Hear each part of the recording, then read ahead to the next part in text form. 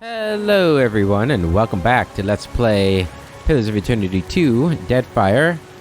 We are here at Ukaizo Harbor trying to kill the Guardian, and we probably got about halfway through killing him last time, maybe a little further. He's tough, and he summoned some really tough enemies, so we need to be mindful of that. But first we need to add new things, or new quick slot things here. So we have some potions here. We have this for her. It's a healing potion. We also have this, which is pretty good poison. It's a potion. What is this one? Miraculous healing. A refuge. Put that on. Good. I already did this, so I gave you the Naped Scoria figurine. Has 5 uses and summons Magna Ooze, I think. We also want to probably give you these instead of those. That'll be better for you. And for you, you can have one of these, since we're not probably going to be switching those. That could be good for you too. Yeah. And then for you, I gave her the Jade Tiger figurine. And we're going to give you some healing. And we'd like a poison. We need to type in poison, I think, for that. No? Do we not have any more poison? Am I misspelling poison? No.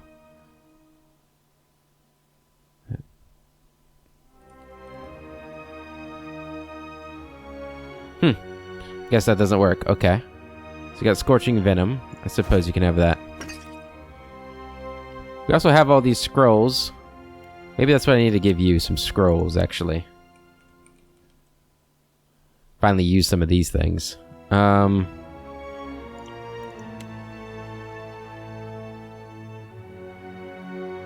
Scroll of Great Maelstrom. That sounds fun. Let's get that. Scroll of Great Abjuration. Let's get that too. Alright, and then for you, you have a poison and a drug, and this.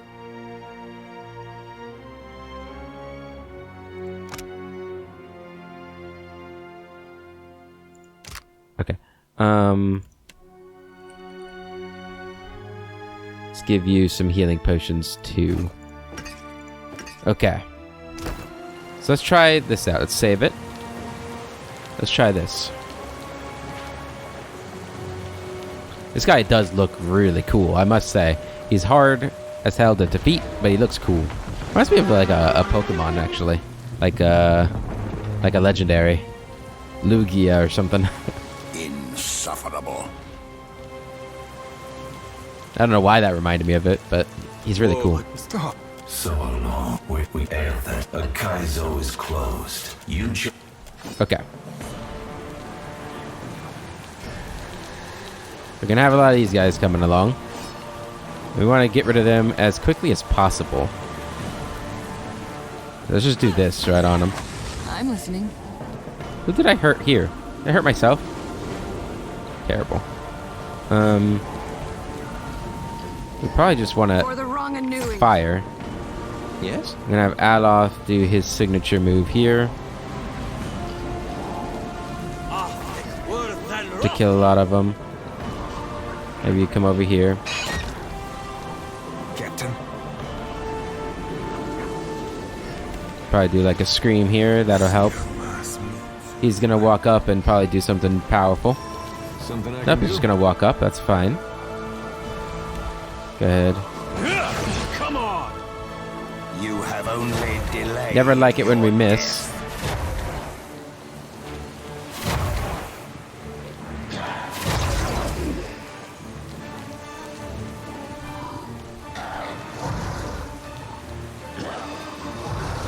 I think Adir might be in this now. Hey, watch it with that. Yeah. Why is your ignorant farmer winking at me? Okay. Oh, indeed. You were saying? Interrupt him. Good, that's what I want. These guys are not dying as quickly as they did last time, I feel like.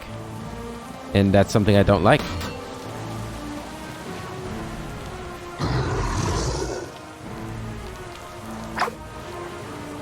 I'm here. Okay. Do it again. Worse than rough. Right. Try to be keeping up, right? Something I can do? Can't make a dent.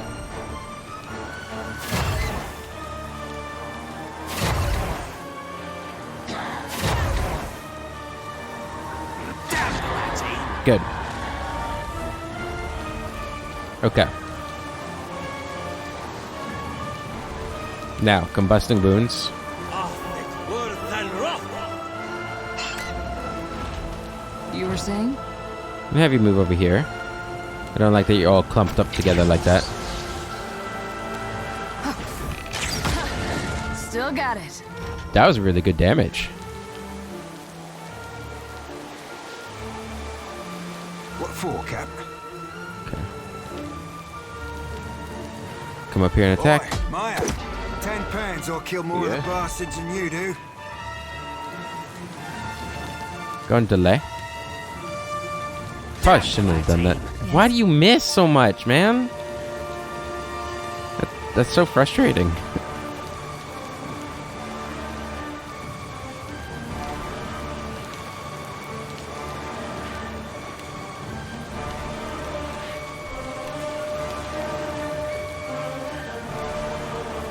Alright, do that. Alright, now knock him down. Damn it. I'm listening. Twinning shot. Can't get a clean hit. Not a clean hit, huh?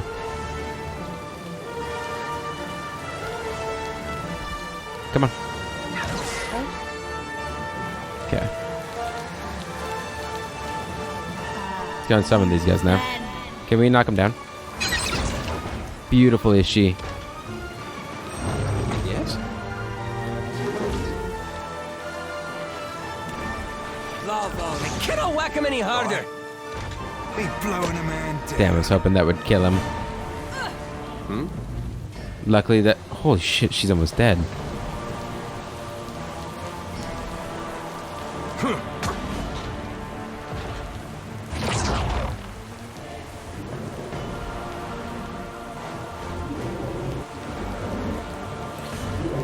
Okay.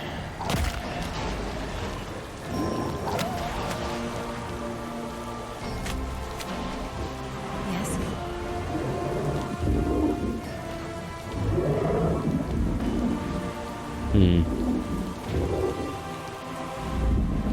Go and drink that. I can't move. Aye. The elf holds his grimoire like a clumsy initiate. Another twinning strike. Right between the eyes. Okay, that was good damage. This guy's still kicking though. Maybe not. Seraphim? Captain. I'll be slicing this. There we go. Take a brush to that pirate of yours before he sheds his fur all over my things. Okay. Summon those guys. Wait, what? Was that not a summon?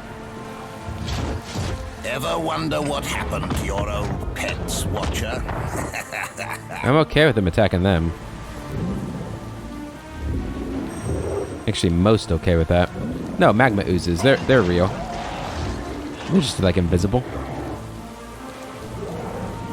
Oh no, they're just emerging now. Interesting. Your orders? Ashiza, strike! Can't get a clean hit.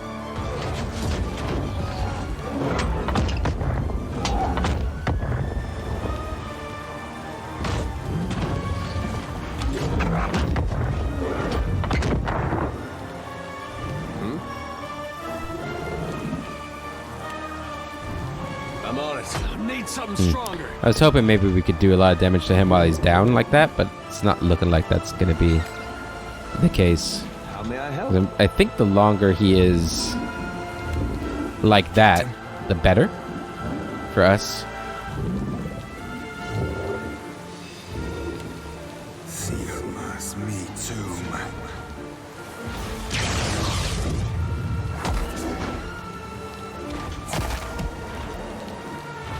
He's got 4 rounds of regeneration. So we actually don't want to be fighting him here. We want to just be fighting these guys. I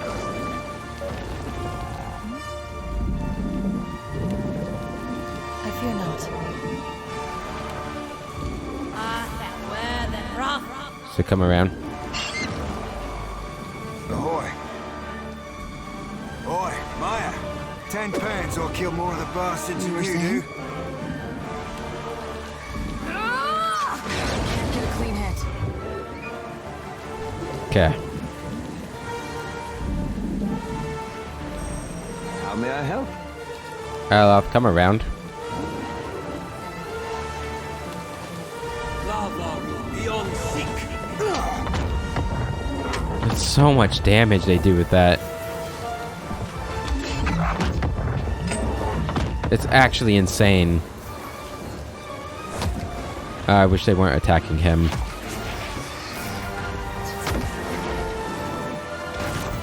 Something I can do? Come on! Come on, indeed. That's on it.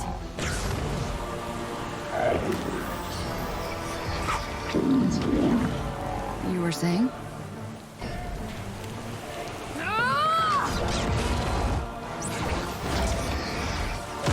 Yes. Okay, hit him with that. Curses! Fucking hell.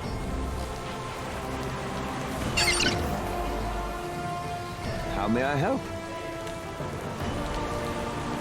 Like, at least this one hits. Beyond seek.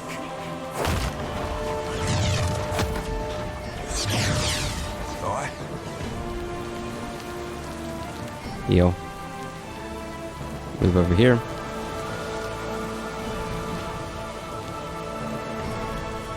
What if this works on him? We can try. There's a walloping! Good.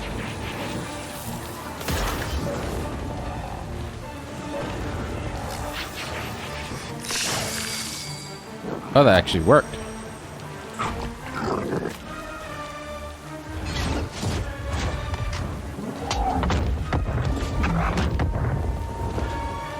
Not bad. Yes. Okay. While they're doing that, take this opportunity to heal just you guys.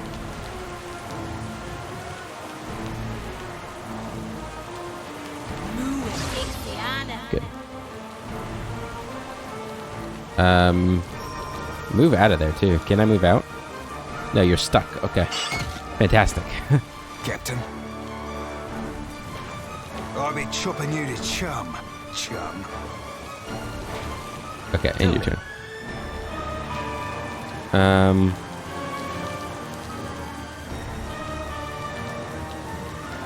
Have you summoned anything yet? No. Pick that. Captain. Ashiza, strike!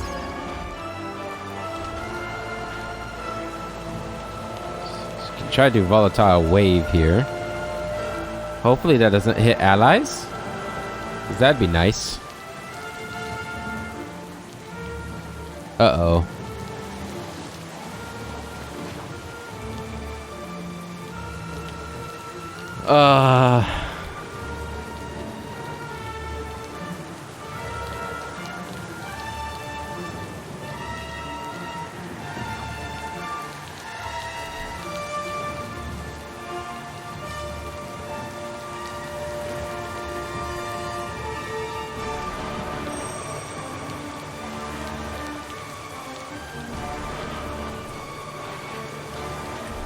How annoying.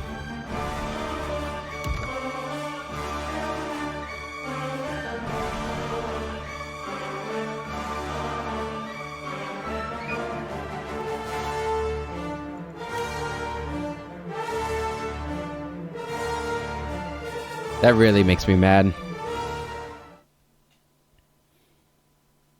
Like, that makes me want to just lower the difficulty so I don't have to deal with this shit.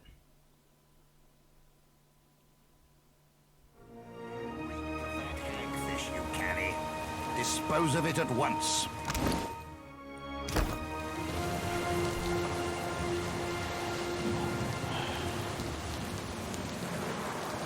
Okay, let's try and do this in real time. Wait, what?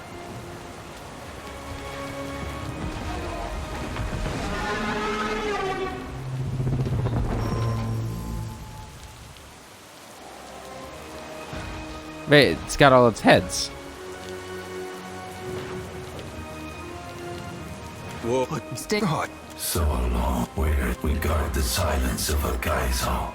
If Ukaizo is close, you I'm confused.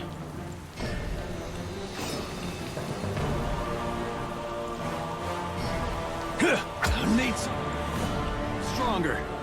Okay, they did get summoned. Okay, everybody else attack these guys. Right between the eyes.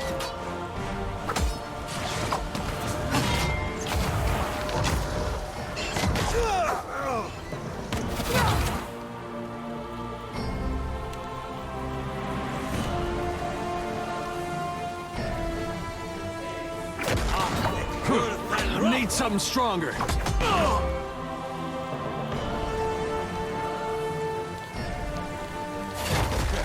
You owing me that trick, boy.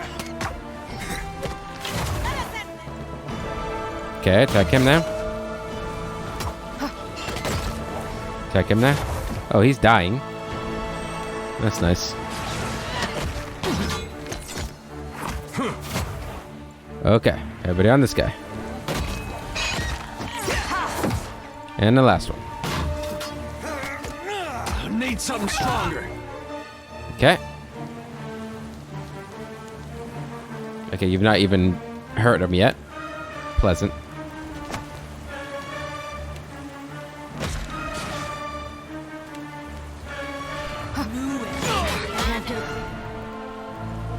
Summon console hot.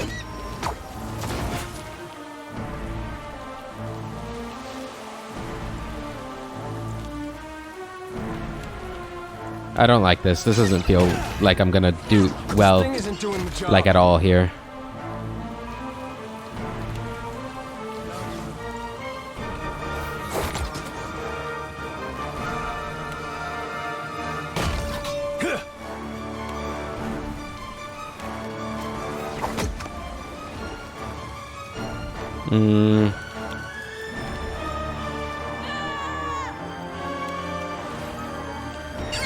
There's a walloping. Be hitting the water.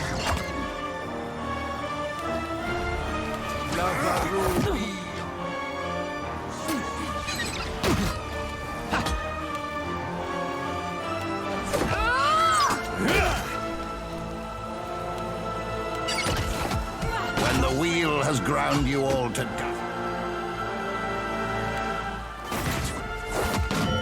Only I will remain.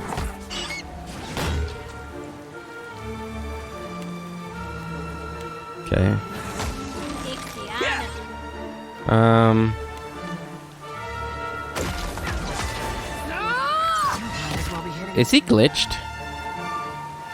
He's not doing the thing where he regenerates.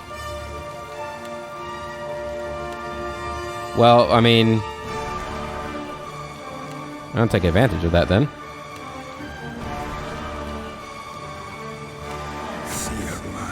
This thing isn't doing the job.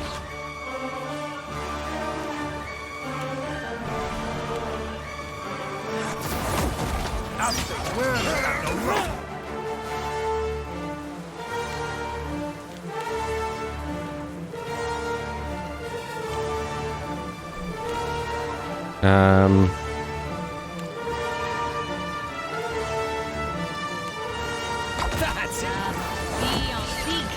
Yeah, the guy glitched. What the fuck?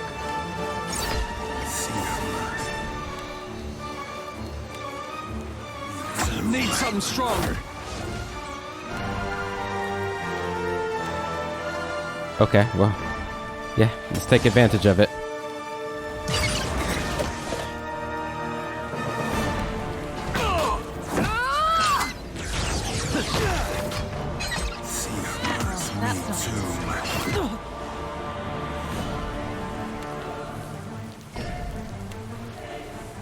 Do that.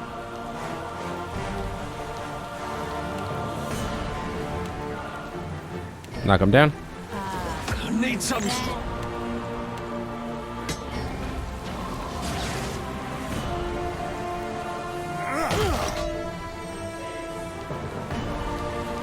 Do this. Yeah, okay. Well, hey, guys. We killed him. I mean...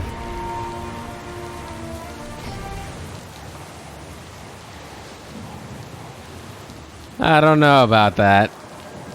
I don't know. Of course.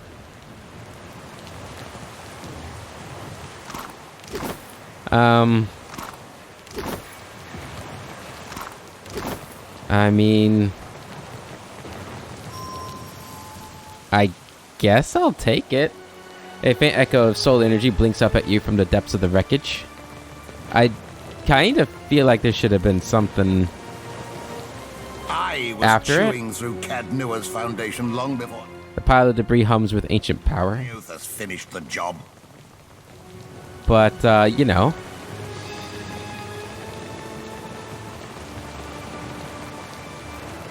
All's fair in warfare, I suppose. Hey, we did it. I guess you guys saw everything he had to offer. I don't know. I'm pretty sure that after those, the third head, there's not anything else. Maybe? Question mark? I don't know. But, you know. A victory's a victory. Okay. We got 3 zones to go through. Grand Promenade.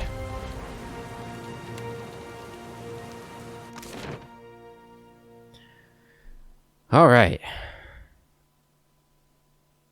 I guess we'll just stay in real time.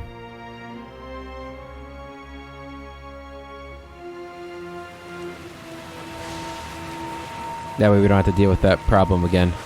Check this place out. Okay, it's not a very big place. I thought we were gonna have like a big courtyard kind of thing to go through. That's not the case. Okay. This looks awesome though. I suppose we're heading straight into that. Disable the storm. Erosion has softened the bronze features, giving the proud statue a brooding air. Descending into the city would be suicide while the relentless storm rages on. Okay. So maybe we will be going down into the city. Like down here or something, I don't know. Maybe there's another map.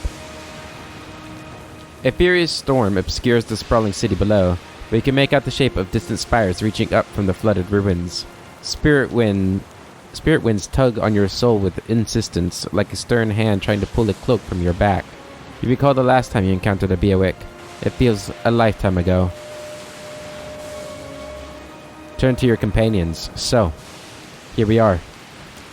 You look to those who accompanied you this far, who risked everything to face the confrontation ahead. How are you feeling about all this, Edir? Edir's gaze wanders among glinting archways and half-collapsed spires, his mouth agape. Gilded Vale got its name from the way the wheat fields used to look in the sun. But this place really is gilded. Might as well be a different world. Missed the simple light? Much prettier than sun and shadow. In a way, it was. Before it ended. You missed the simple life? Well, hard to miss what you can barely remember. All I know is my life took a turn when this world came stomping into mine. These great people got a funny way of passing on. They disappear from the world, but leave their problems behind for the rest of us to deal with. This Aethys seems to be trying to correct that.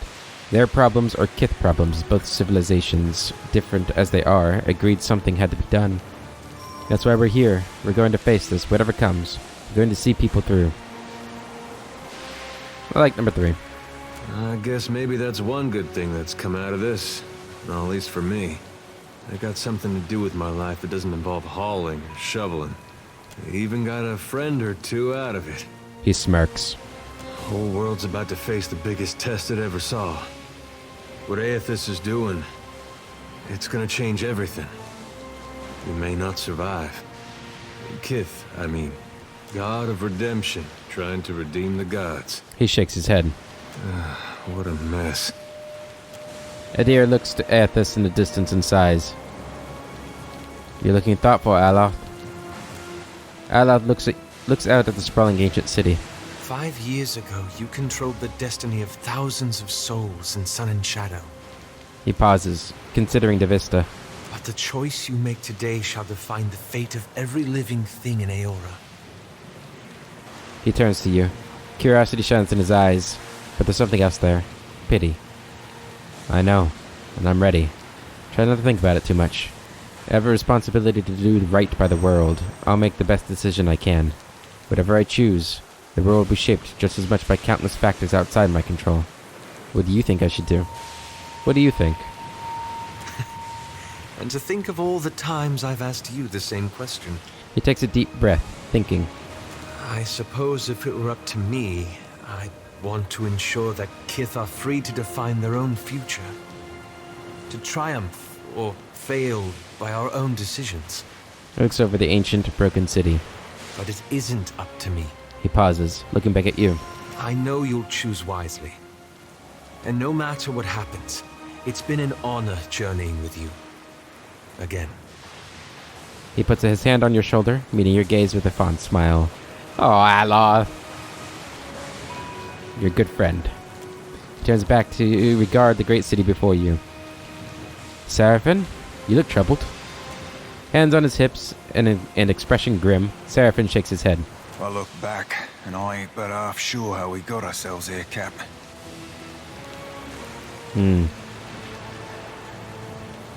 What do you mean? Coming out here lean and lonesome, sailing us through that mother of storms, landing us here, wherever here be. Give a second and a half on you, you do. No denying that. Whatever happens, I'm glad you're here. You ready for what comes next? And I'm going to do my best to get us all through this. Let's go. We have a god to find. You ready? Ain't nobody ready for what be coming down this road, Captain. And don't mean it ain't coming. Onwards then, Cap. To the bitter end and beyond. With a twitch of his ears, the Orlan turns away. Maya, any thoughts? So, here we stand on Lost Ukaizo. Maya shoves her hands into her pockets, sighing. She glances around, wearing an unreadable expression. You expected more? My parents gave me an earful about the horizon-spanning beaches and towers reaching beyond the stars. Maya snorts, shaking her head. All I can see is good folk tussling over a wasteland. Time to confront Aethys, hopefully for the last time. You know what you're doing? If we can restore order to the Deadfire, this is the place to do it. No matter what happens, I want my soul back. Anything else is secondary. It's humbling just to stand here. Look at what we've accomplished. Let's go 3. No time to waste then. I'm about as ready to confront a god as I'll ever be. Maya smiles, but there's a lining of unease about it. We're doing good work here. Setting foot on Ukaizo is a statement that no one can ignore. You should be proud. Captain, She furrows her brow, searching for the right words. I don't know what's gonna happen to us, but I want you to know that I'm not scared, and I'm glad you're here with me. She grabs hold of your hand and squeezes hard.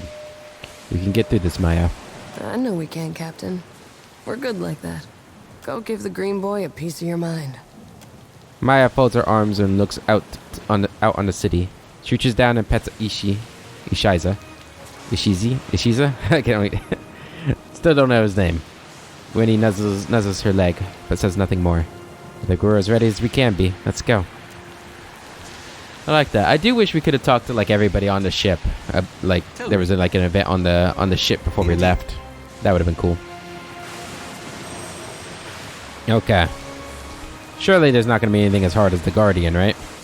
A tiny engraving reads, in memory of Dumu, Tapua, and Tokima, and Gati's first chosen. Alright, nothing done that way. So I guess we go this way.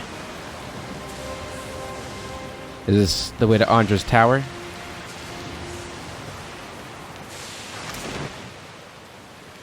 And that must be the machine, huh? Yeah, and the storms all around I see now. Next. Okay.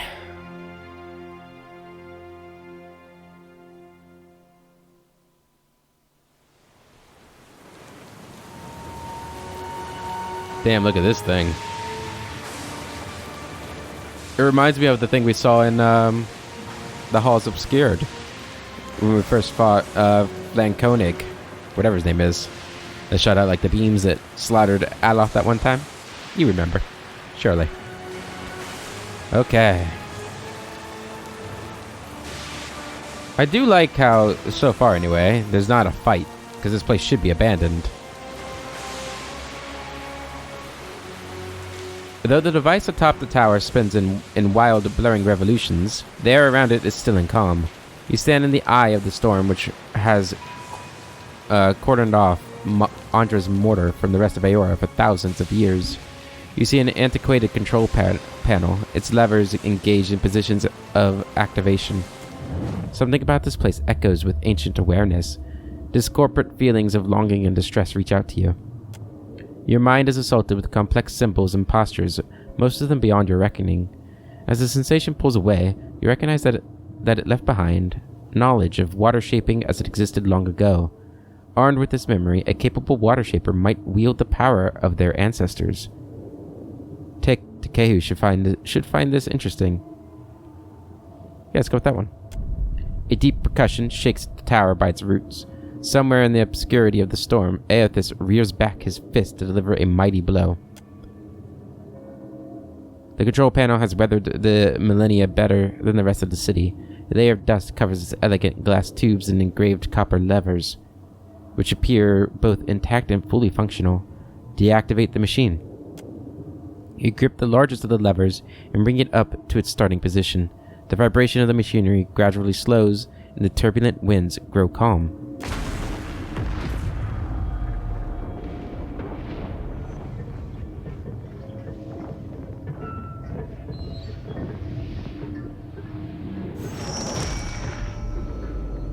The machine controlling the storm winds down. The clattering of its machinery settles into a low whir and then, at last, hiccups to a halt. Beyond the tower, the black, roiling clouds of Andra's mortar roll away from the ancient city of Ukaizo, with only a tired sigh of wind to see them off. And on that last breath of wind, comes to you a familiar sound. The ring of a bell. The bell's ringing is soft, not the clangor and torrent you've grown used to. It calls to your soul, and your soul yearns to follow it. Your soul flees from your body and into the beyond, chasing that sound. It leads you at last to Bareth's realm, to that cold platform and room of endless doors. Watcher, your journey nears its conclusion. The pallid night stands before you, her gaunt face impassive. Okay. Finally, I'm nearly free of all this. What will come after this? I'm frightened, Bareth. Let's make this quick. I've gotten an engagement with a living statue, and I don't want to be late. Say nothing. You know what? At this point, after everything that's happened and how close she is and the decision that waits for her, she's gonna be honest. I'm frightened. I would think you a fool, were you not? Change unsettles, and not even the gods are immune to fear. Soon you will confront Aothis for what will likely be the final time, and you will do so as the Herald of Bareth, the only creature on the face of Aora to whom he will listen. Remember that. The pallid night inclines her head to you, black hair hanging lank in her face. She steps back and cedes the floor to Helia with a small, resigned sigh. If Aothis truly intends to go through with his mad plan to destroy the Wheel, a generation's worth of souls will be trapped in the in-between. So many would suffer. How can Aothis be so cruel? He cannot just abandon them. Aothis must help the Kith find a quick solution. Abaddon strides forward. Aothis thrust this crisis on the Kith. They did not bring it upon themselves. Their only mistake was entrusting us to watch over them. Who will help them rebuild their world now? Aothis will reveal every secret of the gods. Will Kith be able to change the established order if they have no wonder to inspire them? Aothis must help them resolve this quickly, lest every one of Eora's few remaining mysteries be laid plain. It's Aothis' obligation to help us fix what he's about to break. Should Aothis leave the decision solely to Kith? We're past the point of help. We need to be led. Yeah, should he? You have misgivings. Good. You should be wary of any help Aothis might offer you. With the wheel destroyed, Kith will tear themselves apart. It is the gods' duty to prevent that happening, lest they doom us all. And as Kith must be ruled, so too must the gods. I say that if Aothis is so eager to throw down the mantle of power and step aside, I shall take my rightful place as Queen of the Gods again.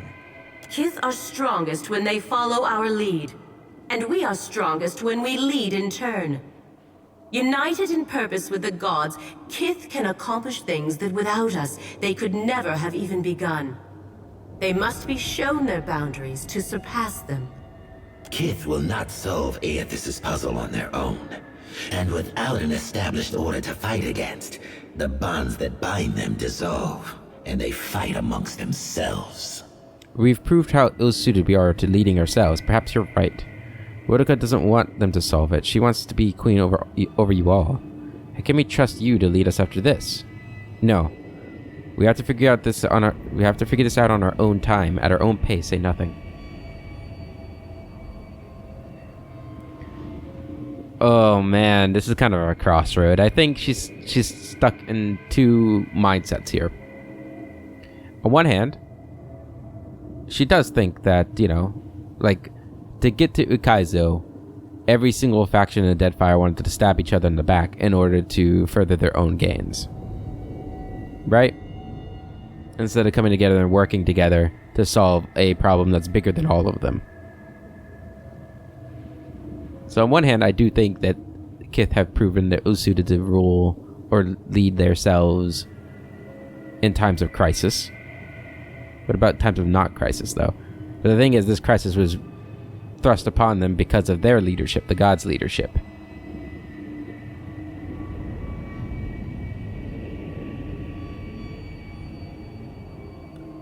How can we trust you to lead us after this? You cannot trust us, and you never should have. Only the Kith may save themselves. The fact that she is saying this is interesting, to say the least. It is making me lean towards this, right? She's the one god that, you know, the main god for Ecclesia. Boudica's firm hand is but the motherly smothering of Helia by another name. Mortals should have no special advantages.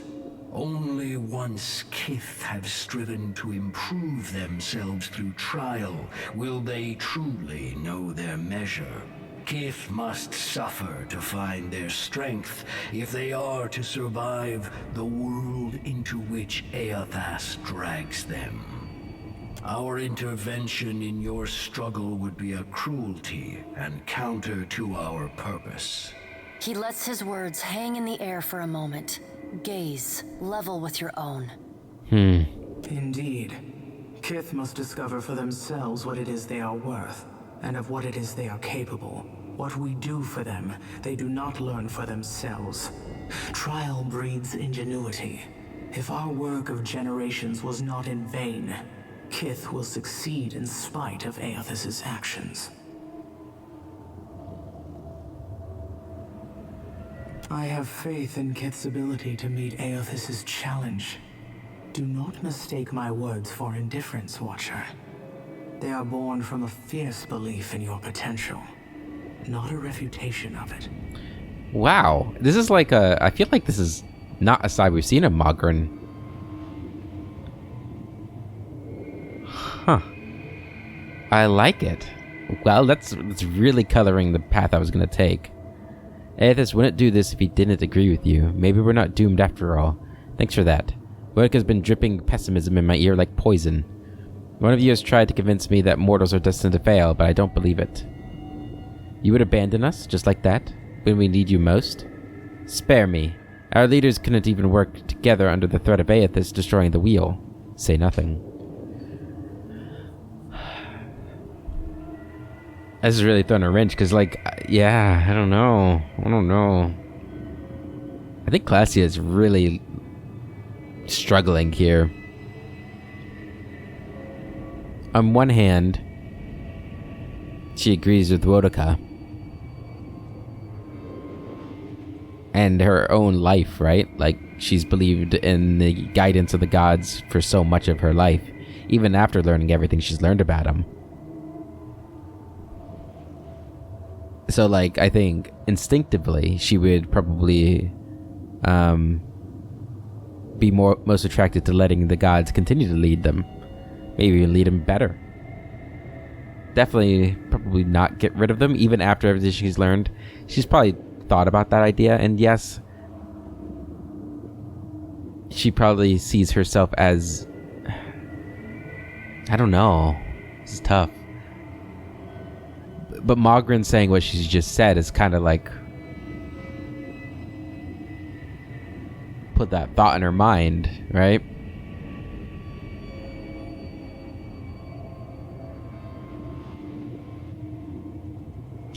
And obviously I've played around with the idea, like, maybe she's thinking that she should be the leader, right? These gods have shown that they are not necessarily the best leaders. Oh man, it's tough. But Mogren's words here, I think, really probably hit her hard, and all the doubt she's felt and everything might be going away a little bit. I'm gonna say nothing. Mogren is blinded by her affection for mortals. She does not see that entropy is the destiny of all things. If Aethys were wise, he would destroy everything. End life. End reincarnation. End death. Kith have had their chance. It is time to let silence reign. As Rimmergon's words fade, the Pallid Knight returns. She no longer towers over you, a giant even among the gods, but meets you at your height. She lets the arms crossed over her chest fall to her sides. She speaks to you openly, plainly, an expression almost like tenderness, turning up the corners of her lips. Well, Watcher, you know where we stand. What do you believe? What do I believe? Oh man, the wheel is your creation. You owe us your help in fixing it. How does she feel about that? Not, I don't know.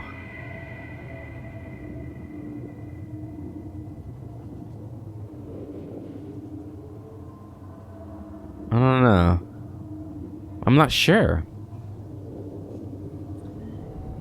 Like, I don't think she thinks the gods owe them anything. Right? The gods are the gods. They are, well, above mortals. I do think she thinks that maybe they lacked perspective. Now that she knows everything she knows about the gods, that maybe they lack perspective on certain areas of Kith existence and potential, and I don't really know what I'm saying anymore. Let's see what the next one says. Everything that's happened, everything that will happen, it's the gods' fault. We're better off without you. This one is no. It's a no-go. I don't think it's a go. I think it's a no-go. Number 3. True change, lasting change, it demands sacrifice. The coming days will be hard, but will be the better for it. That seems to be more like what Mogren was saying, right? Things are fine as they are. If we can't stop Aethys from destroying the wheel, we should only rebuild it as it was. I don't really understand that one. I don't care. The gods did what they could. We'll take it from here. I don't know. the gods the wheel. I'm not sure of anything anymore. I think this is probably more what she's feeling right now. Like, I think this thought here, we'll take it from here. That line, this whole thing, I think she has thought that a lot ever since Magrin's teeth and the events that happened there. And she learned, you know, what God like for and everything. Compounded with everything else she's learned about the gods. I think this has definitely crossed her mind. She appreciates the gods, she respects them, she thanks them. But they have failed. In a sense, right? Maybe. And I think she has probably gotten to the state where she is confident enough in her own powers to question them. And having met them and talked with them and seen their flaws and everything. I don't care is definitely not one. Magrin has put this one in her mind, right? The fact that the trial is needed, the Kith will grow for it, believe in them, that kind of thing.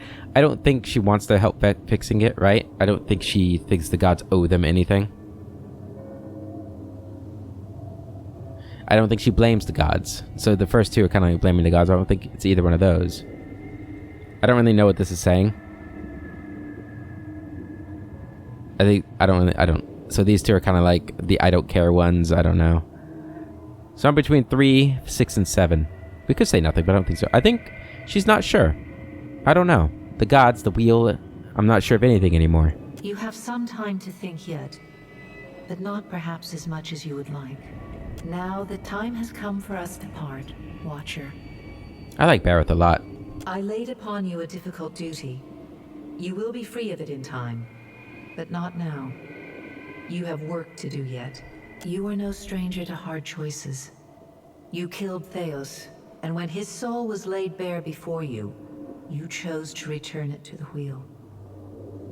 You made his memory his penance. Remember the strength it took to make that choice, and know that you alone may sway Aethys now. When you stand before him, choose your words carefully. The gods depart one by one in brooding silence. A solitary figure remains perfectly still until the last of her colleagues is out of earshot. Woedica peers down at you, a triumphant grin splitting her weathered features. Bareth is a fool if she thinks I'll let her enjoy the last word. You were trusted with a heavy responsibility, Watcher. Speaking for mortals, and representing their interests in the future to come. Indeed. Did my choices teach you anything about us? Instead of working with mortals, you came this far on your own. You rejected compromise, idealism, and the solutions of others. My every suspicion is confirmed. Society needs us. Eora searches for its queen and finds only an empty throne. I won't disappoint my subjects for long. Before we part, what compelled you to reject every dissenting voice and go your own way? I trusted myself and Famphorus to make the journey. We don't have to rely on others. I'm taking a break from being everyone's mediator. Who rules the Deadfire is none of my concern. It was nothing personal, I just wanted people to sort out their own problems. The trading companies in the One were all as petty and disagreeable as the rest of you. Number 4 is the truth.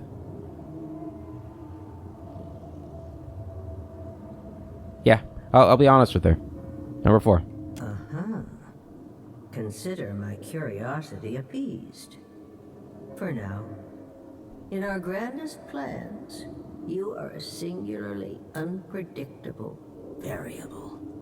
Whether you heeded my wisdom or not, everything you've done to get this far has informed our view of mortal kind. I hope you're satisfied with your performance. We've learned much from each other. Did I make a difference? Are mortals ready to own their destiny? The trading companies, the locals, and even the pirates had desperate, half-cocked plans to counter this threat. You denied them all, rightfully judging mortals as ill-equipped to claim their destiny. But I'm immortal, right? I couldn't agree more. When at last I claim my place of leadership among you, the only challenge will be convincing the others to go along with my revised plan of Eora. Aethys will no doubt have a sunnier outlook on mortals and their chances of success. He already has everything he wants, so go and listen to his empty-headed idealism. The rest of us will be sharpening our blades, preparing for the future he lays out for us. This cannot last, you know. Hey, look, there's Aethys in the back. Consciousness returns in a wave as the last of the machine's energy dissipates. The calming of the storm reveals the sprawling city around you like sand wiped from a mosaic. You see the distant outline of Aethys raising his fist in triumph and purpose. You keep falling asleep on me, I'm gonna have to start walking behind you with a pillow. Oh, by the way, the storm's gone. Also, I think Aethys has ended the world. Adir takes a long draw from his pipe and nods as he stares at the Colossus in the distance. It seems we're all still here. Aloth glances around, rubbing his head gingerly. If all your missions involve this many head wounds, then I volunteer to set the next one out. Maya rubs the back of her head and winces. Ishiza lets out a pained squawk. In here with me thinking we were right and proper dead this time. We ain't dead, right? Seraphin sits cross-legged, cradling his head between his hands like a hungover seaman. His tufted ears droop. Peering over the edge of the tower, you make out a distant shape amid the ruins below. A ragged ship has settled offshore where it lists at a drunken angle, the flag of the Principi drooping from the tilted mast. The empty deck tells you that the surviving crew have long since boarded a skiff and rowed to shore, which means you're no longer alone on Ukaizo. Interesting. If ever there was a place for a final standoff, it's Ukaizo. Maybe they came to negotiate. Sigh and draw your weapon. Sigh and draw your weapon. Okay. Interesting that they showed up. I wonder what this is going to lead to. Okay. Yeah, I still don't know. Like, I'm inclined to go against Wodaka just because she was kind of the enemy for us in the last game. But her words pretty much said everything that Klesia thought of about why she came here. The people of the Deadfire are not capable of leading themselves without, not really. I mean, I guess if I had picked one side, then one would have come out on top, and then I guess the Deadfire would have all banded together. So maybe it's my fault, but I don't know. Alright, we gotta go back to the Grand Promenade. Next. I don't know. This is a tough decision. It's a world-changing decision. Literally. Okay.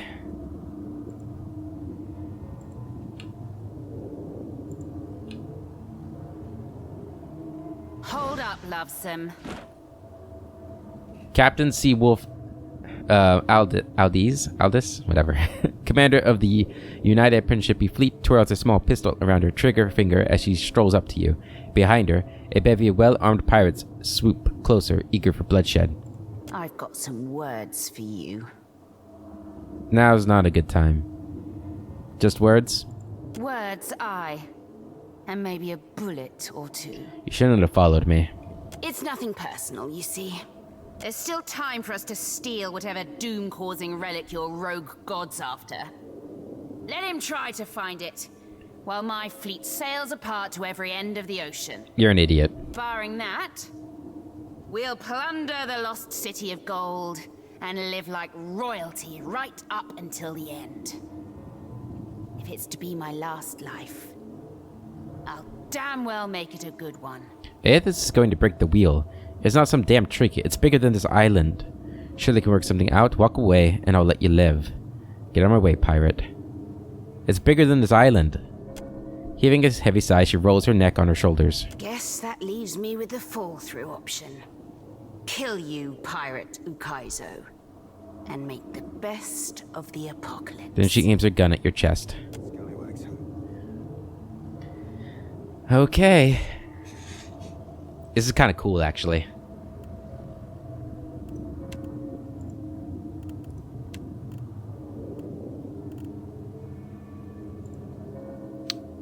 Ishi, you go there.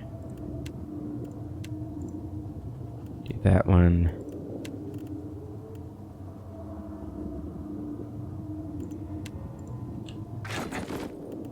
And you are going to go ahead and do that. Where's the music? It's really quiet here. And heal. Lost it. We're getting destroyed. What the fuck? I can't, like, do anything. This is annoying. I don't like that there's no music.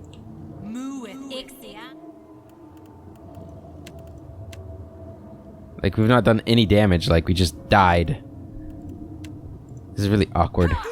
It's been a very buggy end. Which is frustrating. I think we're just gonna... We're probably just gonna die here. Like... It's annoying. I'm gonna restart. This is frustrating me. That there's no sound. I don't like it. Hopefully this fixes it.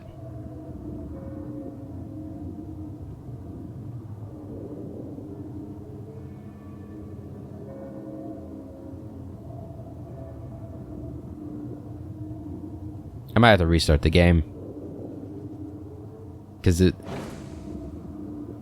doesn't seem like it fixed anything. I'm gonna restart the game. Be right back.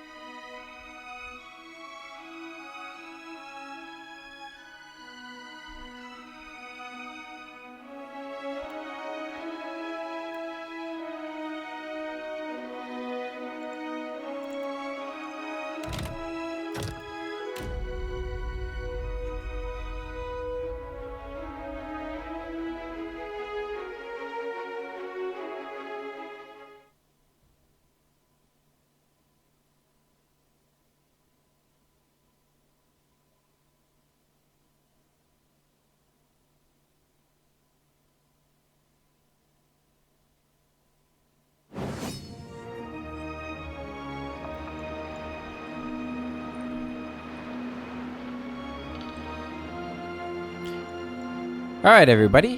I'm back. I turned turn-based back on. Hopefully, we'll be okay. And it seems like the sound is fixed as well. Hopefully, that is the truth. Alright. Let's do this. Hold up, Lovesome. I've got some words for you. Just words? It's aspiring that. Guess. Okay. I think this will be better. Let's go ahead and summon Console Hot.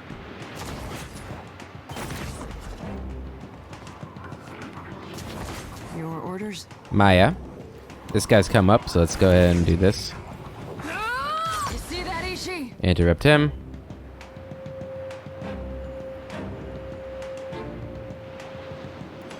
Has it really? Okay, I thought it already like glitched. I feel like usually when I restart the game, it's not as bad. But I might just be lying to myself. I'm gonna delay your turn.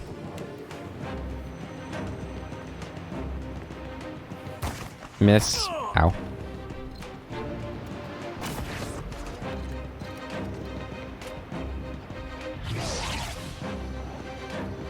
Okay. What for, Cap? Seraphim. Go ahead and do this one. Pretty sure she's the one that does... No, they don't do the thing. I don't know. They're doing completely different moves than last time.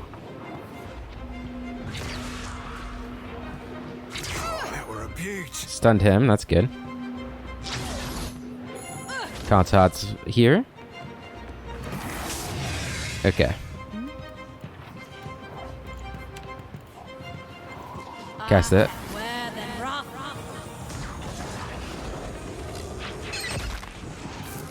Oh. If we can put him to sleep here, that'd be awesome. Are you gonna do this on him again? Beautiful.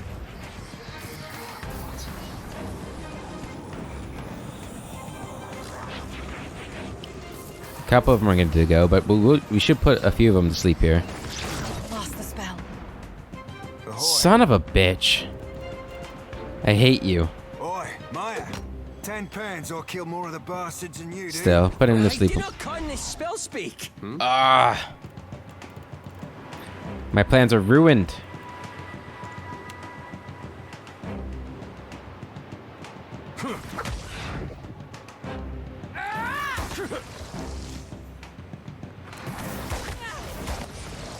A lot of damage on me. Not really sure what I did to deserve that kind of damage, but okay.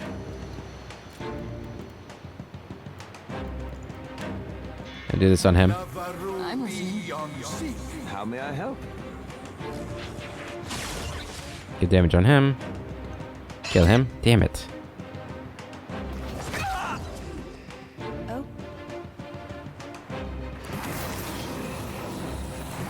What for, Cap? Finish him off. Blowing a man down. Good. He's frightened. That's good.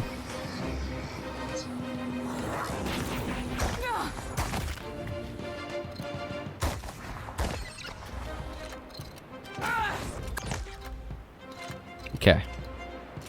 Console hot.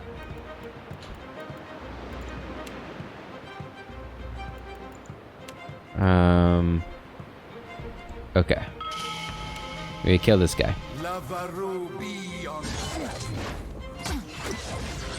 What do you need?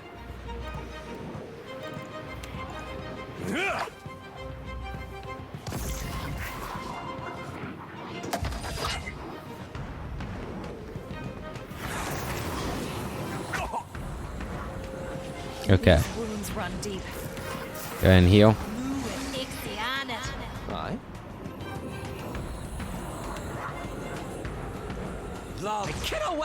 That guy's dead. Good. Your orders?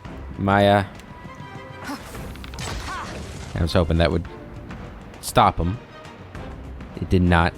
This is a lot easier though than real time. Okay, we got a dragon behind him.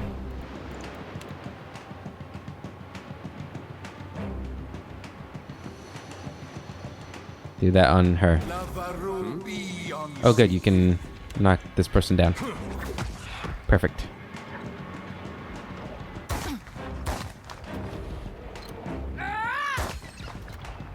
Ooh, Ishi's in trouble.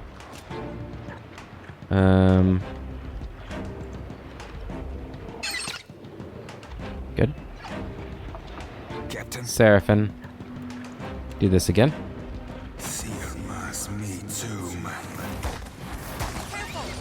Ishi's down. See that beauty of a hit, Maya? Good job, Mr. Dragon. Revive Ishi. Tell me.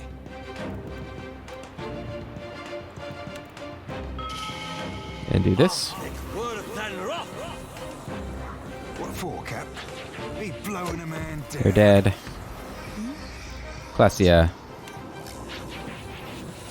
Heal up. Yeah? A deer.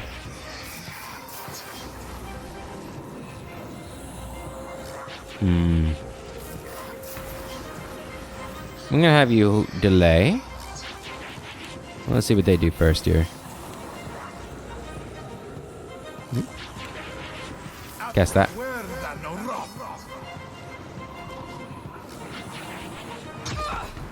Very good.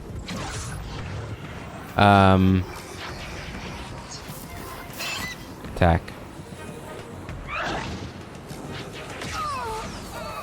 Something I can do?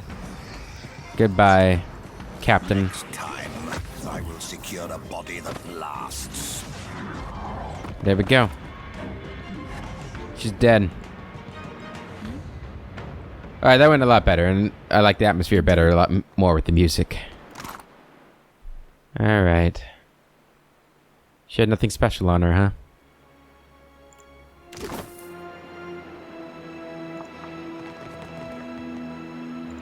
Something I can do? What do you need? Yeah? Loot them. And loot them? Yes? Come on, loot them. There we go. Oh, Not that the loot really matters anymore, but... Okay, I'm gonna guess we need to go... Did I see something over here? No. Okay. Down the stairs over here to get to where we're going. Right? Yeah. Here we go. Guess that's... This cannot last, You descend into the ancient winding streets of Ukaizo.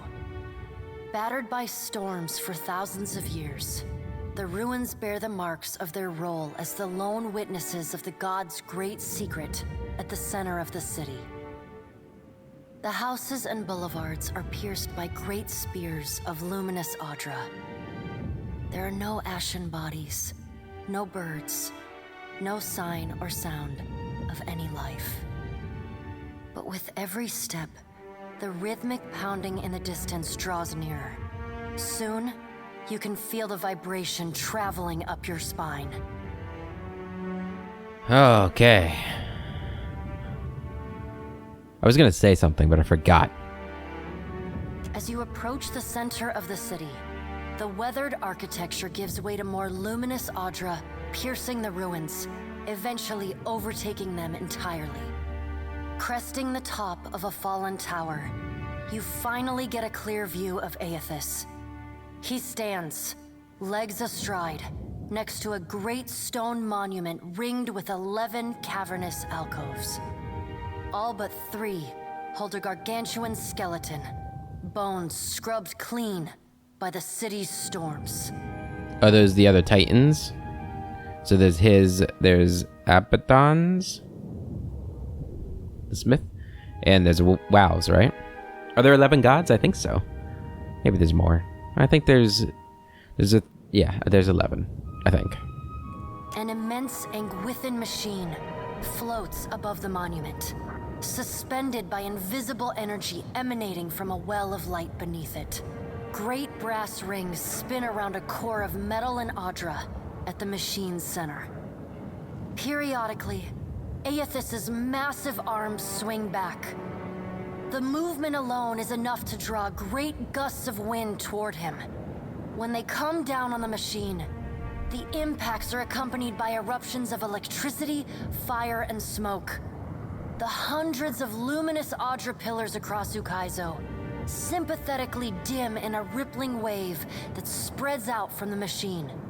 The only safe route to the god is a steep ascent along a monstrous pillar of luminous Audra. Intertwined with fragments of Ukaizo's ruins that it has carried through the centuries, the pillar bends in a long arc, towering above the machine. The pillar levels out near Aethys's head, a silent observer to the destruction of the machine it has grown beside over thousands of years. You weave your way along a treacherous rain-slicked path up the pillar's skyward side. As you arrive at the top, you catch Aethys's attention. Fist pulled back, he pauses to observe you. With the same gentleness he showed at Ashen Maw, he lowers his arm and turns toward you.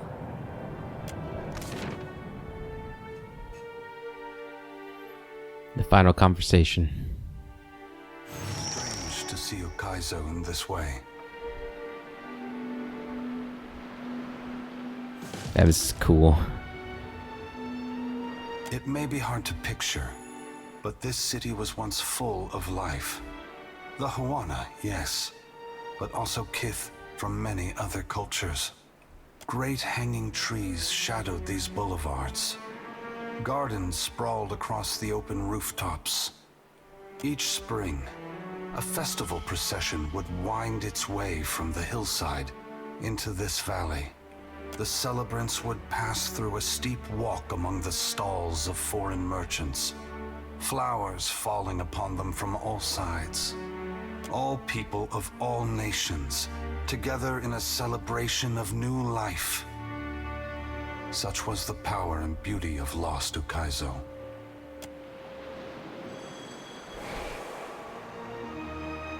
The soul of Widewind separates out from the masses trailing in your wake. He looks up at Aothis and clears his throat. Oh, this is from the DLC! Yeah, I told him to help me with Aothis. Been a while, old friend. Widewind, I did not think to see you here. But few things go as expected when the Watcher is involved. We were a good team. Once. But this isn't what we fought for. Ain't you just burning the harvest because you planted the wrong seeds? An astute observation, old friend. Consider instead that I am giving the soil back to those who till it. Spring must always follow winter. As long as there are people committed to finding the other side of change, the agony will not last. But thank you for challenging me as you did in fairer times. I haven't forgotten the lesson we strove to impart. You're welcome, I suppose. Widewind clears his throat and backs away to offer you space. Aothis shifts his attention back to you. If we don't fix this mess you're about to cause, the whole world is gonna look this bad. I mean, it's a mighty heavy load you're putting on our shoulders.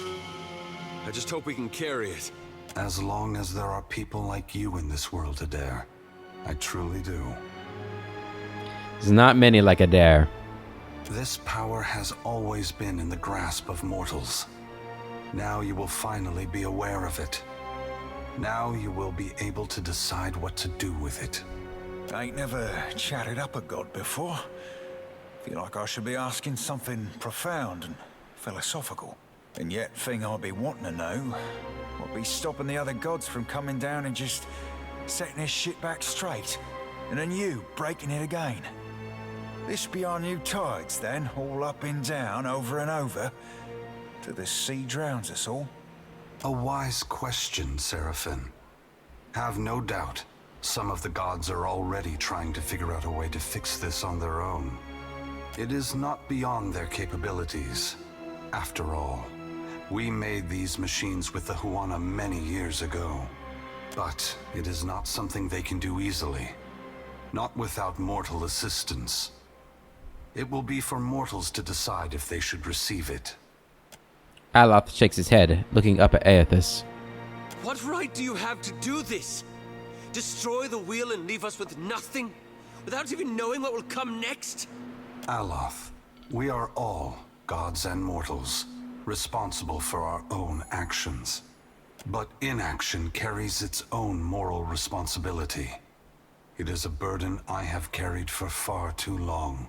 One must always do as their conscience dictates, even if that means abdicating a position of power. Rawatai gave everything they had to reach this place. In the end, they fell short of hitting the mark. Ashamed, Maya winces and fights to hold Aothis' penetrating gaze. Will we ever have another chance to prosper? Or was this damn island our last hope? She sighs up at him and plants her hands on her hips, as if voicing the concern released a long-held burden. As if voicing the concern released a long-held burden, right? Only you can answer that question, Maya. Rawatai has persevered through great adversity. The storms that ravaged your homeland have ended. But that in itself may present new challenges for your people. It is my hope that after I am gone, Rawatai will work together with its rivals to create a new world, instead of fighting over the ruins of the old. But what of you, Watcher? Why have you followed me? Have you come to bear witness to the breaking of the wheel? I've come to ask you to take pity on the mortals of the world who will suffer for your actions. After you've gone, the gods will go to war with each other and with mortals, unless they have a strong leader. Mortals are going to need a head start on things to prevent the gods from re-establishing control. You need to inspire them. I want you to go further than breaking the wheel. I want you to destroy it all. Only to bear witness, I've come to fight you. Okay. Okay. None of these stood out to me as what I would want to do. I want you to go further than breaking the wheel. I want you to destroy it all.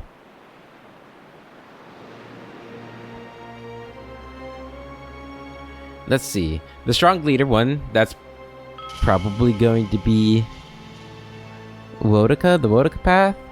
This is the Hylia path, so this is probably...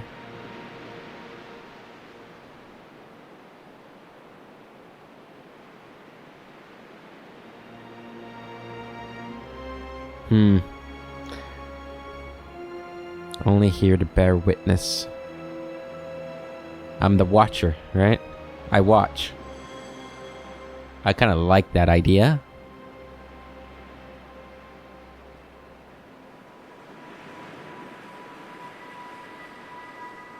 So breaking the wheel would give us a better chance of repairing it, right? Destroying it means that there's nothing left, right? So we'd have to start from scratch. That would be really difficult.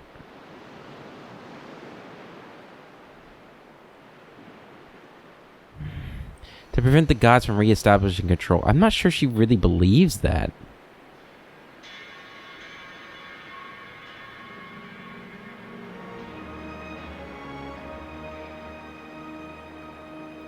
I'm gonna say 2. I hope this isn't like the final choice. After you've gone, the gods will go to war with each other and with mortals, unless they have a strong leader. And you believe I should give my strength to one of them? I am certain Wodaka has convinced you of this course. Why do you believe I should give this power, which we have used so irresponsibly for so long, to any of them? They are irresponsible because there is not one of you with the authority and power to bring the others in line. There is going to be a struggle among the gods. Your power can ensure it is swift and merciful. I still believe in the power and the authority of the gods. I want to ensure they don't weaken themselves by warring with each other. I'm gonna go with 3. This seems like I might have gone down the wrong choice, though. They very well may go to war. As much as it pains me to admit it, history has shown us that such chaos breeds instability. You have convinced me, Watcher. The gods do need a strong leader. I will ensure they have one after I am gone. No, that's not what I really... Oh, damn it. Indulge me in a moment's curiosity. There is something I wish to know about Eora, about Kith, that I can only learn through your eyes. I wish that was a little clearer. Maybe I'm just dumb, but it wasn't really clear to me what some of those meant. The strong leader one was like the only one that was super clear to me. Ah, damn it. Go on. What could I know that you don't? Well, look at that. Now Aethys the Green and Terrible needs something from me. You're not taking my eyes, I need them. What could I know that you don't? You followed me all this way, dodging an armada, navigating an impenetrable wall of storms, voyaging across uncharted seas, besting a guardian who existed to bar your trespass, with the machinations of gods echoing in your ears. And you did so on your own. That is no small achievement. Kith across Eora will hear the tale of it and look to you with awe. I believe that mortals possess the strength to collaborate and shape a future of their own design. Not all of my brothers and sisters agree. I had hoped your actions would set an example for the future, demonstrating the resilience and ingenuity of mortals when they work together.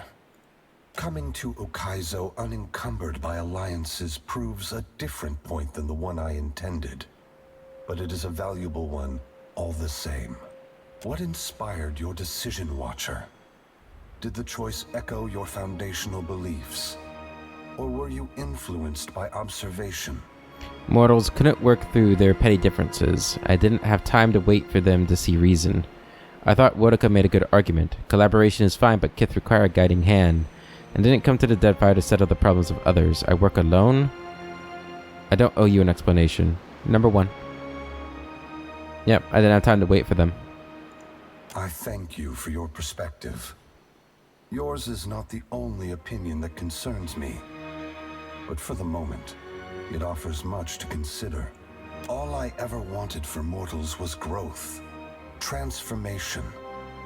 Once, my brothers and sisters shared this goal.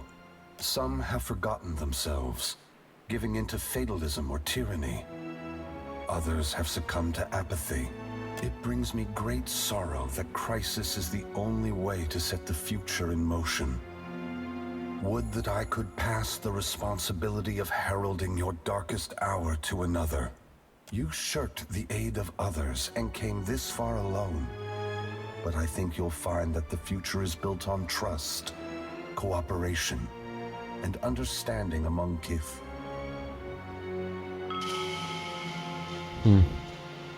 Before this is over, it's my turn to ask the questions. Ask. You are entitled to any answer that is mine to give. What happens after the wheel breaks? The great work of the Ingwithans falls to ruin. Reincarnation as we know it will end. Souls which currently await new life in the beyond will be born into the world as normal, but their numbers will not replenish. Anything that dies will tarry in the void of the in-between, awaiting the motion of a wheel that no longer turns. Once the beyond has emptied, every birth will be hollow-born. Other maladies of the soul may follow and plague those who linger in life. Man, this is going to be such a rough time to live. Holy crap. Unless mortals work together to carve a new path, the essence of life will be trapped in the netherworld. Gods will starve. Eora will grow silent and cold. Is this what Avowed's going to be about? Because that's going to be such a cool premise of a game. How long until Eora is devoid of all life? A generation or more. That much essence is already poised to flow into Eora. But unlike an hourglass, no amount of turning will compel the sand to reverse its course. Should you choose, you could lay down your burden and trust in your children's children to set matters right. That depends entirely on you. By your reckoning, there are still good years to come. By ours, time is short. Mortals aren't the only ones in jeopardy. What you're doing threatens the gods. Yes. They must work toward a solution or perish. If that task is beyond their skill, then they no longer deserve their position. I would have them justify their right to lead. That could mean swallowing their pride and hearkening to the wisdom of mortals. Some, I expect, will perform better than others. Why won't reincarnation just go back to how it was before the wheel? Yeah, this is what I was wondering. When we tamed the cycle of reincarnation, we broke what had once functioned naturally and without intervention. The flow of essence will not normalize on its own. Essence will simply pool in the void of the in-between, never passing through Adra networks to the beyond. The dead will be left to wander in darkness, confusion, and sorrow. How can anyone trust the gods after what you've done? No one is worthy of unconditional trust. If you feel the gods are beyond forgiveness, then they don't deserve your obedience. Make your future one that doesn't require them. Should you choose to accept the gods, I hope that you temper your faith with skepticism. Wodaka sees this as a test, one we're destined to fail. Wodaka is entitled to her opinion. If the intent of this test is to justify an uprising to come, that is more worrisome. The other gods must decide for themselves if mortals are ready to dictate their future. Should Wodaka's tyranny prove the only alternative, mortals must prepare for a terrible conflict. Your perspective bridges eternity, Watcher. Many will look to you to mediate differences that could shake the very foundations of Aora. Yeah, you've had a millennia to do this. Why now? For several reasons. My strength was diminished after the Godhammer bomb, and assuming this form took incredible effort. With so many vying for control of the Deadfire, I also saw a ripe opportunity for mortals to cast aside their differences and stand together as one. They have never been more powerful, more capable. Because of this, the gods must justify their importance or be proven obsolete. I haven't forgiven you for Cadnua. I apologize, Watcher. There is nothing I can do to restore the glory of your hard-won and poorly situated estate. Yeah, it's more about the lives that were lost, but okay. What happened to Cadnua was not personal in nature. I would have occupied the statue even if it was buried beneath Defiance Bay. Given your perseverance, I know that a second home cannot be distant in your future. You have only to seek it out. That's all. What happens next? I must attend to my final work now. I cannot delay any longer. You have carried a heavy burden across the Deadfire, Watcher. Before I go, I would rid you of it. No sooner have Aethys' words entered your mind than you hear one final dissonant ring of the chime within you, then silence. The knot that formed when the pallid night first addressed you in the beyond is now gone. You are free now, as free as any of us can be. Many will come to you for help in the years ahead. Animancers, priests, even the gods themselves. I have great hope for you. But always remember that your future is for you to decide. Use your freedom well. Aethys squares himself to the machine. As you move to a safe distance, he draws his fists back and resumes his assault. The blows rain down with increased fervor, but the machine perseveres in spite of his efforts. Spreading his arms wide, Aethys draws power from the luminous Audra clustered around the valley. The energy courses through his body, limbs overflowing with intense light and waves of heat. He returns to his task, each strike bringing with it the sound of cracking stone and twisting metal, the flickering of luminous Audra across Ukaizo. As the ancient machine finally begins to succumb to his strength, so too does Aethys' body, built to withstand the passage of thousands of years. The great Audra statue has finally been pushed beyond its limits. Cracks appear along the hands, then race up the arms. Aethys does not slow his assault, but continues unabated. Its brass rings twisted. The machine spins erratically but withstands the relentless barrage. Aethys stands astride it and pummels the base of the machine. Soul energy begins to flare out from the machine's heart, warping the air with the intense heat. Aethys drives his right fist into the machine's center, the core of metal and Audra. The god lets out a deafening shout, something between a cry of anguish and a roar of exultation. You see Aethys' arm shatter upward from his hand through his elbow. A flash of light and heat bursts from the core, accompanied by a cacophony of destruction. The moment passes as Aethys' shout echoes throughout the valley. Your eyes begin to recover. The god's work is accomplished. The great machine of Ukaizo has been destroyed. The wheel has been unmade. Damn. As Aethys' voice fades, the enormity of what you've accomplished sinks in. You have confronted a god. You have rediscovered the ancient city where the wheel was forged, and you have seen the wheel shattered. What comes next is uncertain, but already the legend spreads of the Watcher, who survived Andra's mortar and stood toe-to-toe with Aethys. Whew. Okay, so this is the end. It looks like this is like an epilogue. Okay. Aethys channels his essence into Bareth, empowering the god of doors, cycles, and life and death beyond all other gods.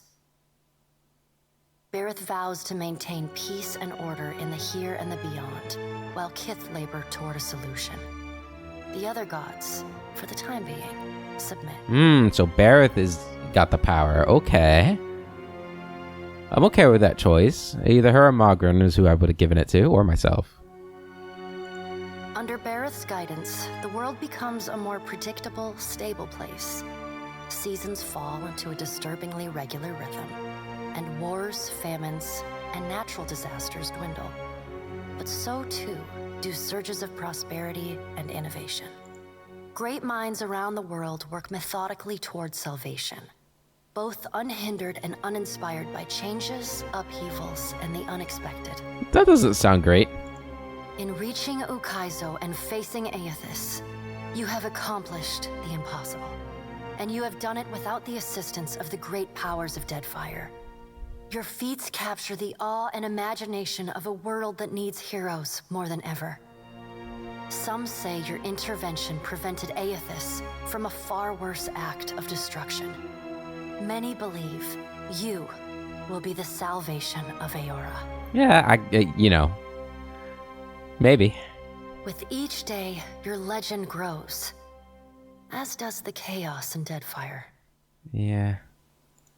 Ukaizo remains unclaimed, and the Efekia Channel becomes the site of a near-constant battle as the Huana and the Rauataians vie for control of the unprotected island. The Rauataians rely on their cannons, and the Huana call forth massive waves and beasts of the deep to sink their foes. And while they chip away at one another, the Valians and the Principi pursue their own ends with increasing abandon. Okay, that doesn't sound great. Emboldened by their rivals' distraction, the Valian Trading Company seizes territory and mines luminous Audra at a startling pace. Huana villages are left at the mercy of unscrupulous speculators, and resource-rich islands are swarmed and stripped. Okay, this definitely does not sound good. To support their operations, the Valian Trading Company begins shipping ever greater quantities of supplies and luminous Audra to and from the archipelago. This attracts the attention of the Principi, who target these ships with increasing aggression. The promise of fat prizes draws even more pirates to their ranks. The Rauataians, as well as the Huana, are too busy to stop them. The mysterious deaths of Governor Clario and Storm Speaker Ikawa provoke hostilities between the Valian settlers and the Huawan residents. What starts with angry words escalates to retaliatory killings as each side blames the other.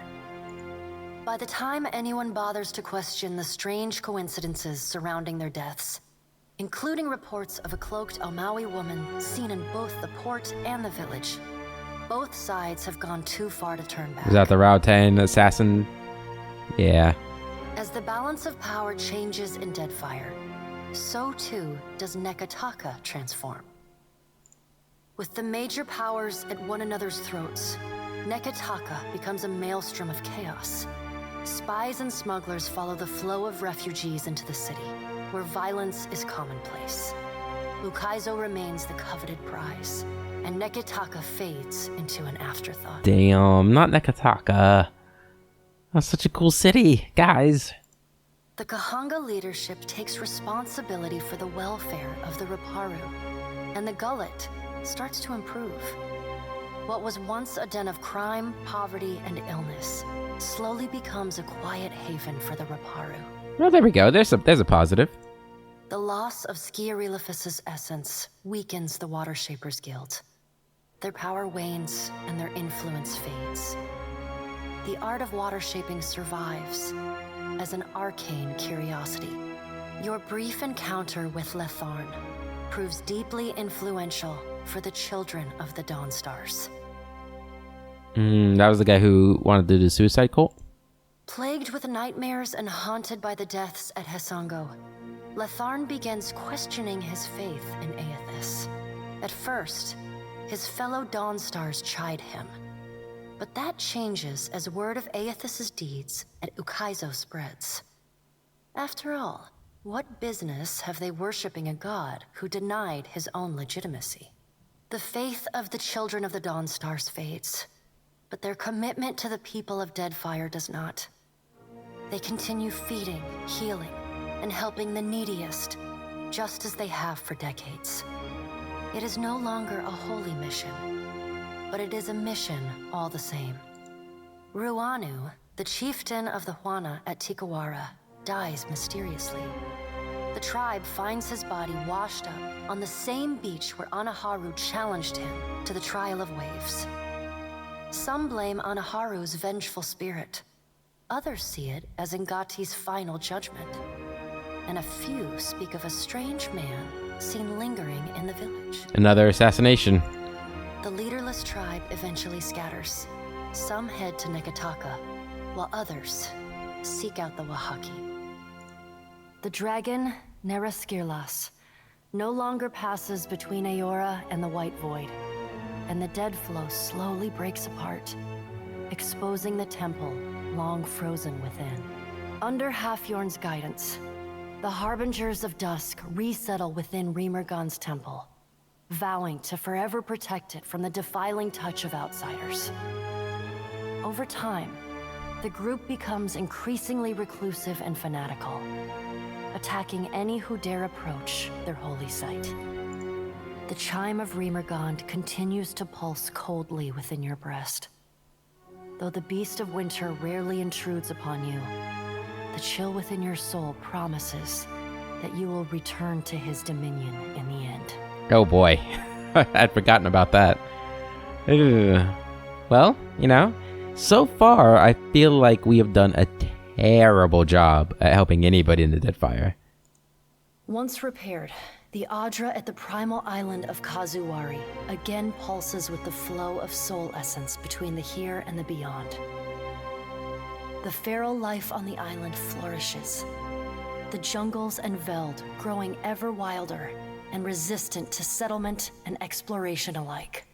The faces of the hunt continue to rule the Crucible and Galawains, or rather, Tawamawai's name. The trials summoned by the statue grow deadlier with each season, until only those rare few willing to brave the gravest of dangers seek out the bloody ordeals of Kazuwari. Like the other souls following in your wake, Muatu eventually yearns to move on to the beyond and the wheel. Stymied by Aethys' actions, however, he settles on returning to Kazuwari, where he joins the choir of souls that echo throughout the Crucible. Slain by your hand, the Titan of Wal poses little further threat to Aora. As the corpse decays, it putrefies into a massive nest of hungry fungal monstrosities. Vessels that anchor off the shores of the Black Isles tend to go missing, only to turn up shipwrecked months or even years later against distant shores. With time, the body collapses upon itself, and the Black Isles finally implode. Though your adventures alter the destiny of Aora and the balance of power in Deadfire, they also leave a lasting mark on those who travel at your side. Your companions find themselves changed, in ways both big and small. Adair returns to Hisongo, where he reunites with Byrne, the son of his former lover, Ilava. The boy takes heart in Adair's account that Aethys and all the other gods were false, petty, and unworthy of the love of Kith. Realizing how close he came to dying for this cause, Byrne finds renewed purpose in working alongside his uncle to repair the many scars left upon Deadfire by the gods. Under Adair's guidance, Byrne grows into the kind of irreverent, stubborn hothead that would have made his mother proud, and Adair visits her gravesite, often to tell her so. Love you, Adair. Best friend. I'm glad he found something to do that gives him meaning. He's a good guy. Shodi is not a priestess who understands the meaning of subtlety. As such, she makes her girlish crush on Adair painfully obvious from the moment she first sets eyes on the strapping fighter. Early in your travels, Adair appears discomforted by her persistent flirting. He often grimaces when she sidles up to him, and he takes endless pains to keep their conversations terse and to the point. But after a little smoothing on your part to nudge them in the right direction, Adair makes an effort to view Shodi with an open mind. And Shodi begins teasing the veteran fighter in a more companionable and less amorous manner. After saving each other's hides a couple times and sharing more than a few laughs, the two form an easy, and you suspect, lifelong friendship. Good. Good. I like that.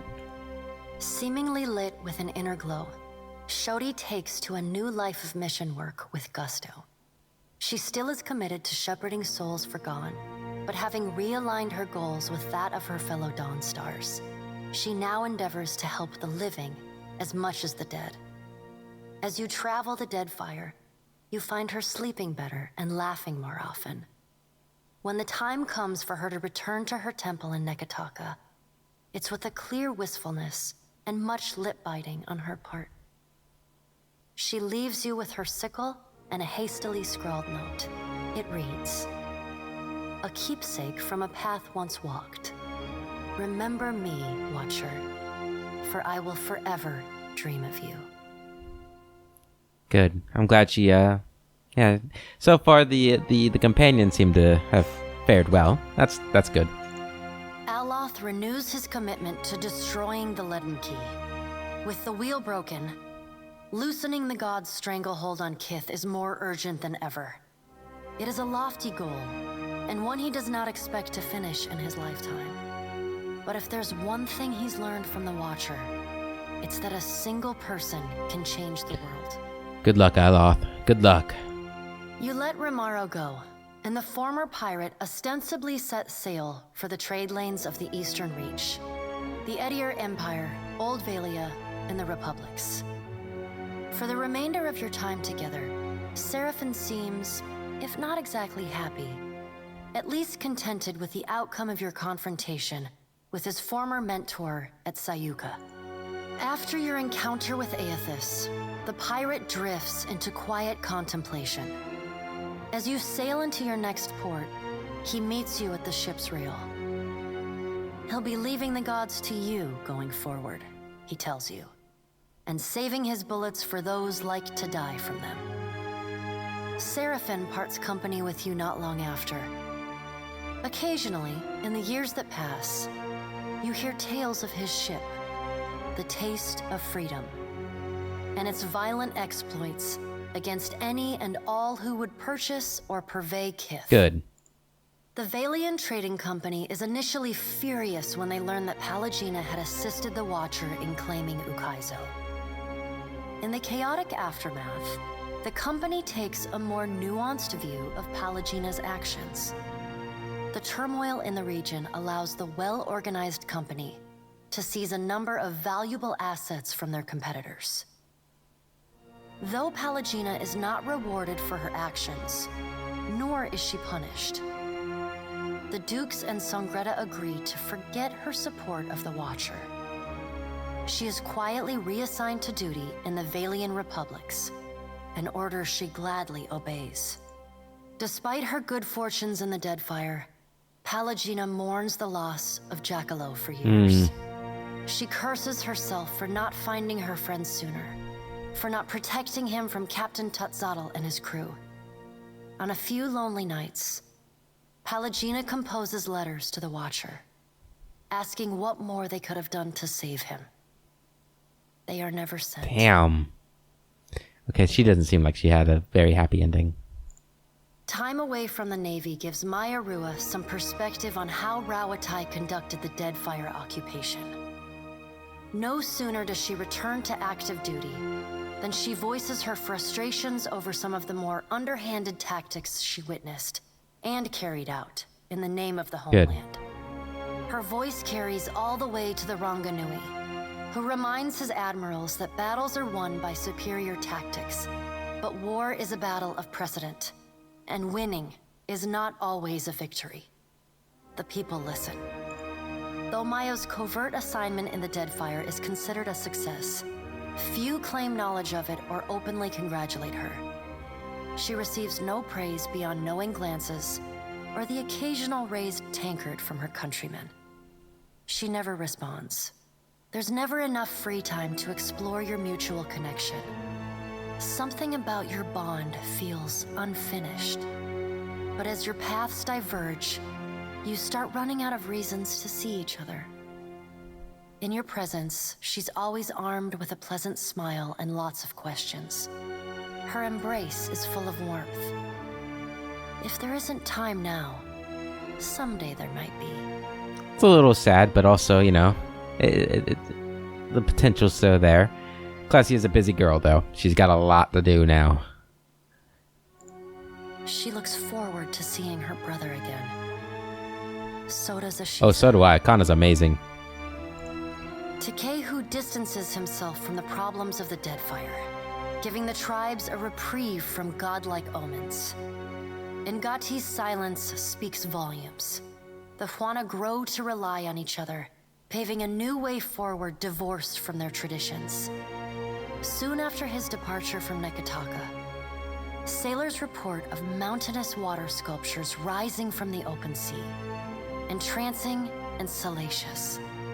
These works are celebrated everywhere, from the brothel to the palace, though the identity of the artist remains an open question. Your farewell is short and cordial. Nothing further needs to be said, and you wish each other well. Takehu does not look back. The sea feels restless in his absence. Aw, that's kind of sad, and I like Takehu a lot. Your pursuit of Aethys and your journey to Ukaizo signal the end of forces that have shaped the lives of Kith and the course of nations. The cycle of reincarnation has been broken. The storms of Andra's mortar have calmed. Yet each ending promises a new beginning. As the sun rises over Ukaizo, Kith turn their gaze eastward, wondering at what lies beyond, and at the world they will fashion for themselves. As the Watcher of Cadnua and the former Herald of Bareth, you return to your ship and begin the long journey home. You hope for calm weather.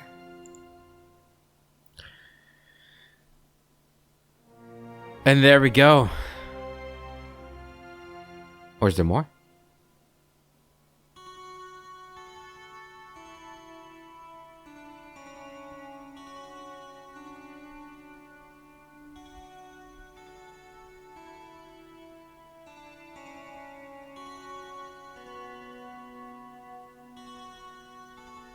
That's the end. Oh man. What a game.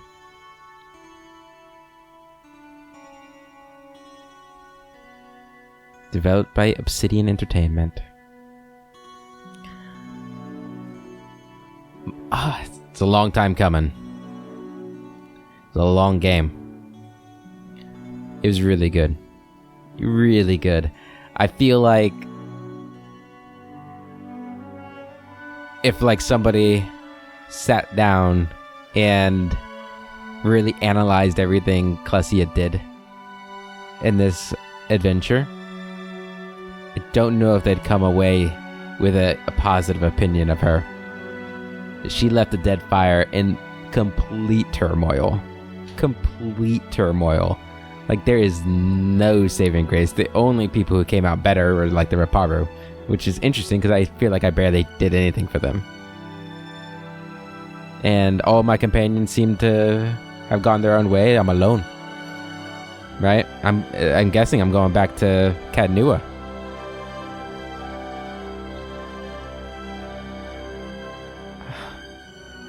Wow.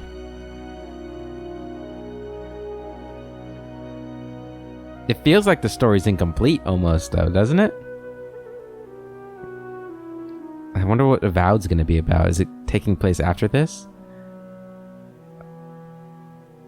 Hey, there's Josh Sawyer, design director. Well, we're at the end of the Pillars of Eternity series playthrough. We played it through 1 and 2, and I gotta say, they were great games. Fantastic games. Great stories, great writing, great characters. The only downside were the bugs that popped up at the end. Ever since we got to the second DLC, we got plagued with some pretty annoying bugs, but overall, the games are pretty phenomenal. Yeah, I'm trying to think of anything negative to say about them. I will say, like, it's kind of interesting that the last fight of the game was with Captain Aldi's, or whatever her name is. I'm surprised that the epilogue didn't mention anything more like that. I thought the Principi would have fallen apart because of that. We killed both their leaders. I suppose there's still like that one dude, forget his name, but there was another really powerful captain. He was kind of like on the side the whole time. I guess he probably took charge. I kind of feel like I should have picked a side, and I do wish I like that we went with the leaders. I was between, like, you know, we need a leader, the gods need a leader, and, you know, with Mogren. And I know at the time I was kind of like, I don't know if I want to pick this, and I kind of went with it just because it was the only one I was sure of what would happen, and I was hoping I just had to see what he said. But I do think that it worked out well. I think Klesia feels good about that decision as she sails away into the sunset, or sunrise, or wherever, back home, back to Cadnu, back to the Deadfire, or not Deadfire, the Deerwood. Leaving Adir behind, though. She goes without Adir. Maybe Aloth traveled with her before, you know, he went his separate way, but yeah, her two best friends are gone, and her and Maya aren't together. She went back to Rautai, and is still in the military. Takehu walked away without looking back. Seraphin didn't seem like he was all that bothered to be leaving either. Jyoti seems like she's still fond of the Watchers. That's nice. Pelagina, you know, her ending's not the best, right? Like, she's kind of fallen out of favor, and, you know, dreams of her dead friend. I wish we had gotten some stuff about the companion characters. That would have been cool, I think.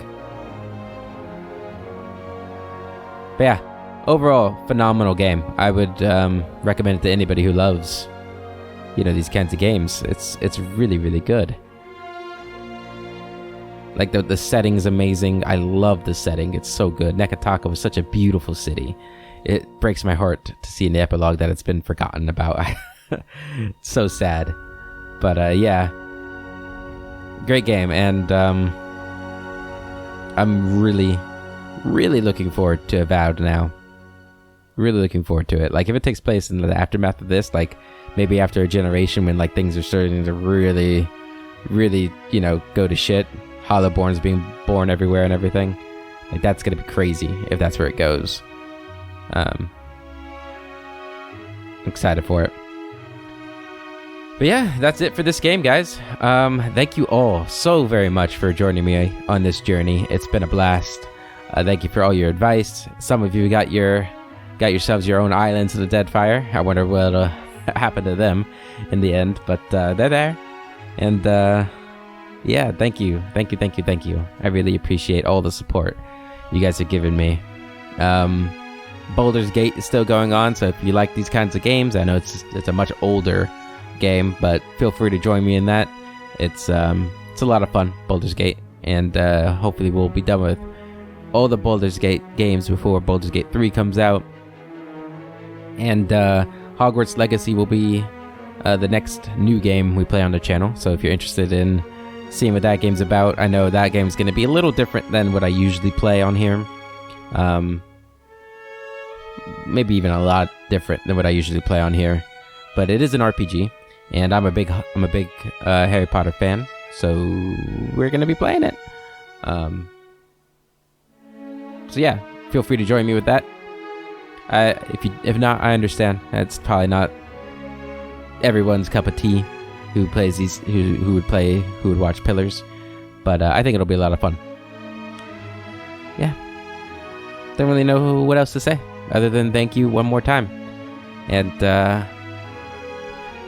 I hope to see you all again, but if I don't, I hope you guys have a wonderful existence. And yeah, I'll catch you next time.